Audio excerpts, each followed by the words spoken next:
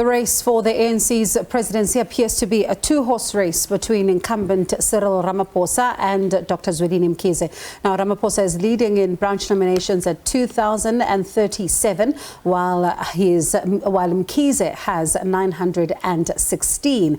Current Treasurer General is leading the nominations for Deputy President position, contending against Ronald, Lamola and Oscar Mabuyane. Let's explore this further now with Thamsanqa Malinga, a political analyst, and Maseko, SABC News politics reporter who attended that particular briefing. Gentlemen, thank you so much for your time.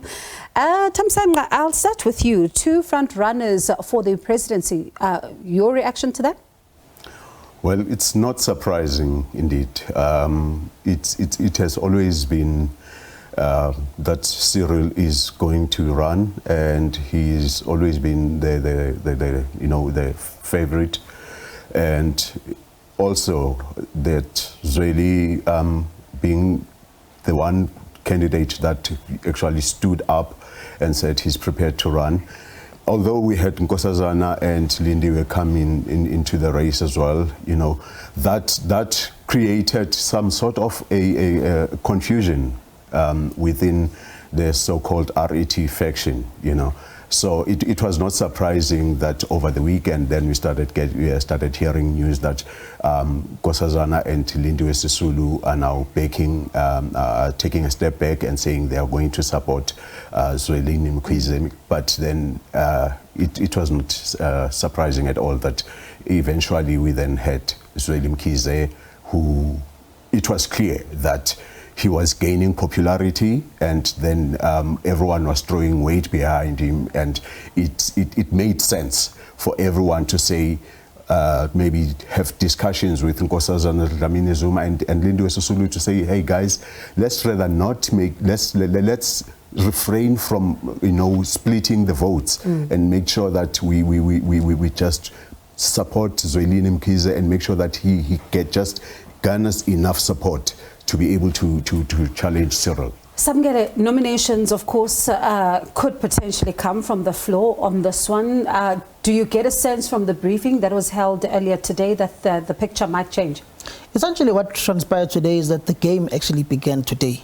What we've been seeing all along with the branch nominations and everything going on, that's just a precursor to what will ultimately happen. The game actually begins as of today, because the horse trading is what's going to be very important going towards the 55th National Conference. The various backdoor conversations and locked door conversations that these leaders are going to be having, the various chief campaigners or chief lobbyists, as they call them, of these various leaders. I do know that some who support Dr. Zwelini Mkhize are going to be meeting the so-called CR faction later on today to chart a way forward to try and avoid a bitter contestation come the 55th National Conference. But the most important issue here is the nomination of the dark horses. And I mention the dark horses because you look at Dr. David Masondo, his campaign came out of nowhere, and he's received a number of nominations in the Northwest, in Limpopo, in Gauteng. In fact, he's leading. And you also look at the nomination of Fikile Mbalula, whose campaign began on the 11th hour drawing towards the close of the branch nominations of the ANC. And in a matter of 2 weeks, he was able to amass to about 784 branch nominations, just below Phumulo Moswale, who's sitting at about 800 and something. And Mtumiseni Ntuli, who's been shunned by his own province, KwaZulu-Natal, sitting at a comfortable 1,200 and something branch nominations. But let's not count the chickens before the eggs hatch, because if you remember correctly, the ANC's system, to constitute a branch, you need 100 members. That's one delegate. Once you reach 200 members in a branch, that's 2 delegates. And subsequent to that, after every 50 members, or after 100 members, you get 1 delegate. The most important issue now is the branch delegates. How many delegates does a branch then send to a conference? Because it's going to be a numbers game, as they call them head counts. For instance, those who support Mtumiseni Ntuli in his 6 regions in KwaZulu-Natal are going to be doing a head count of all of the branches that have nominated him and how many delegates that they have. And those whom are the chief lobbyists and those who are the lobbyists in the zones and the regions will have to have the numbers of every delegate, because you've got to make sure that you keep your delegates in check going towards conference. Otherwise, they will be lost through the cracks and they will go and support someone else. And of course, that's always the nub of it, because it looks like everybody is in a rush right up until that last moment where we even saw in 2017 trying to reel in their delegates. But tell me, there is no sight of David Mabuza. Yeah. Well, it boils down to two things.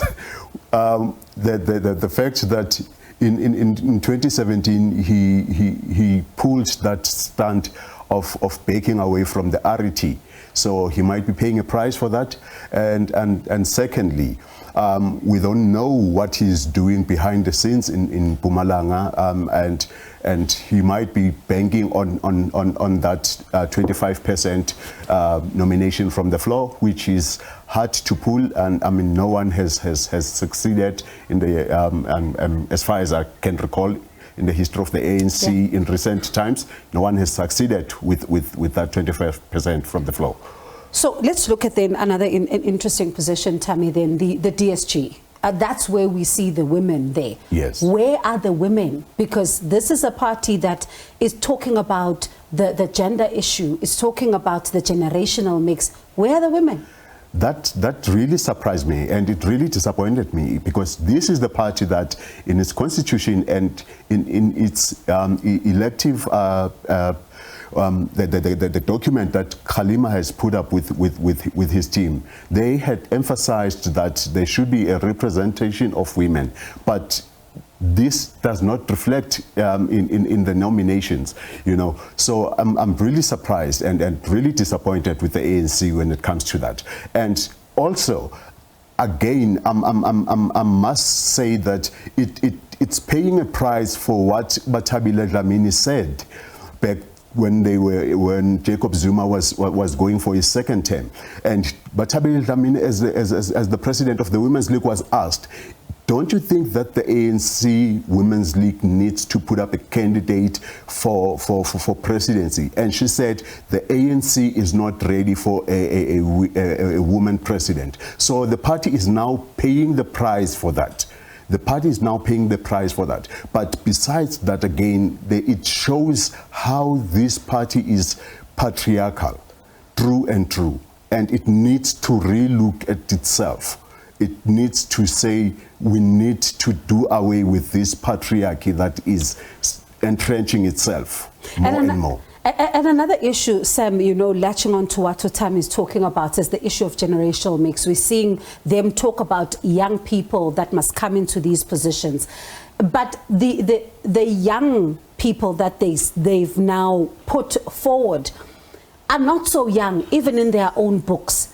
Is there a different understanding of the ANC of what constitutes a young person versus what their constitution and the public says? In 1958, when Tumanoke was elected Secretary General of the ANC, is the youngest in history, was elected at the age of 30. The second youngest Secretary General of the ANC to be in the top 6 is Cyril Ramaphosa, when he was elected in 1991, Durban, Westville, at the age of 38. Gwede Mantashe was elected towards his latter 40s. So in essence, the ANC, just like ZANU-PF, just like all former liberation movements, is facing an issue of an older generation that liberated their countries that is refusing to let go of the mantle of leadership. You look at ZANU-PF, the leadership of Robert Gabriel Mugabe, to Emerson Mnangagwa, to Constantino Chiwenga now. It's all an elder generation. In fact, you go to ZANU-PF Youth League, there is no age limit in the leadership of the ZANU-PF Youth League. But in essence, the ANC Youth League, when they went to nominate their own candidate, their own former deputy president only got 8 votes in the National Youth League toss team. But Ronald Lamola is no stranger to being left alone. He was left alone in Kalage Estate when Colin Maina was elected. He was what? Reaffirmed by the ANC, and he was cleared by history. History cleared him. He was elected as number 1 or number 2 in the ANC's National Executive Committee. He's been able to make it to the ballot now for the December elective conference without the support of the ANC Youth League, National Youth League toss team. Mtumiseni Ntuli, a former leader of the Youth League, former SRC president at UKZN, was also shunned by the Youth League, former PEC member of the Youth League in KZN, contender to be Secretary General in the botched 2015 Youth League Conference at the UJ Soweto campus. He's made it without the support of the actual structure of the Youth League. But does the Youth League still even exist? And there's a myth within the country, within the political system, that the leagues of the ANC are powerful and can influence the leadership of the mother body. That only happened with the generation of 1944. The subsequent generations of the ANC Youth League have been unable to structure and to have a meaningful impact in the leadership contestations of the ANC at a national level, despite them having taken over the leadership positions in the various provinces such as KwaZulu-Natal. They are now seemingly taking over the leadership in the Eastern Cape. They are also making strong inroads in Limpopo. They've taken over in Gauteng, but they are not supporting their own. Instead, they are supporting the elder generation in the ANC. You go to the nominations of Paulo Shipogoso Mashatile, it's coming largely from a younger generation of the ANC. Just now, the Uvembe region of the ANC, which is led by Matimba and Ludere, who's a former leader of the Youth League, will be hosting Mashatile. So Youth League and former Youth League leaders of the ANC have a generational jealousy amongst themselves, and they do not support one another because they do not want to see their other peers being elected because they're in competition with one another. And I see Tammy wants to say something to that. But Samkele, then doesn't that tell you that the Youth League within the ANC, through and through, has been a force that has been groomed to be factional? You know, let's not even go further. Let's go from the time of Julius Malema. It's been a youth league that, if you look at from that time up until now, it's these structures have been just groomed to be very factional. You know, they've not been groomed to be looking at how do they make sure that they infiltrate, you know, the higher echelons of the party and they take over the party. Their mission has always been, how do we get rid of another individual who's just not in cahoots with the leader that we support. You need to take it back not only to the Youth League generation of Julius Malema, you need to take it back to the Youth League of the late president of the ANC Youth League, Peter Mokaba. You need to take it back to the generation of Lulu Johnson, whom that generation has totally been obliterated within the politics of the ANC. You look at the generation of Joe Masongane, who was the deputy president of the league. Phemema Jodina was treasurer general of the ANC Youth League. You go to the likes of Fikile Mbalula, whom have not made a significant stride when it comes to leadership contestations within the ANC. Go back to 2012, when they had a golden opportunity to have a succession plan to succeed Gwede Mantashe. They instead chose to contest Gwede Mantashe with Fikile Mbalula, who got totally obliterated by Gwede Mantashe. So the Youth League generations within the ANC contest amongst one another, and they do not support one another for leadership positions. You look at the current feud between Bheki Mtolo and Mdumiseni Ntuli right now. The leadership of Bheki Mtolo and the current crop within the ANC in KwaZulu-Natal has totally shunned Mdumiseni Ntuli. They've opted for who? An elder generation leader in the form of Phumulo Moswale. It's only now that they are realizing their mistake and they are trying to bring back and coerce around Fikile Mbalula.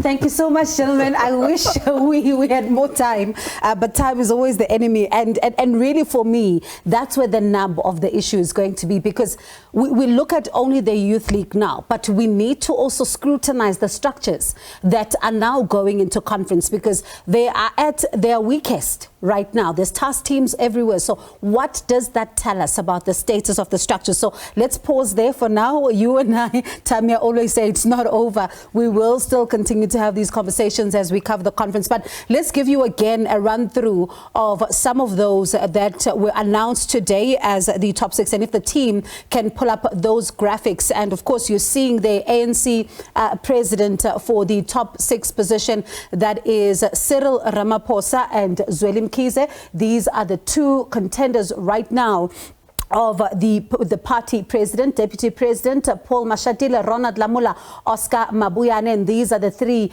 that were announced today. And of course, you're looking at Secretary General Mdumiseni Ntuli, Phumulo Moswale, Fikile Mbalula as well. And interestingly enough, of course, a lot of people didn't, they thought that Mdumiseni is somewhat of a dark horse, especially when you think about what KZN had to, say there and not even backing him in their own official position. Deputy Secretary Secretary General Nomvula Mokonyane, Phoebe Potgieter Kubule, and of course what is missing here is the graphic of the Treasurer General.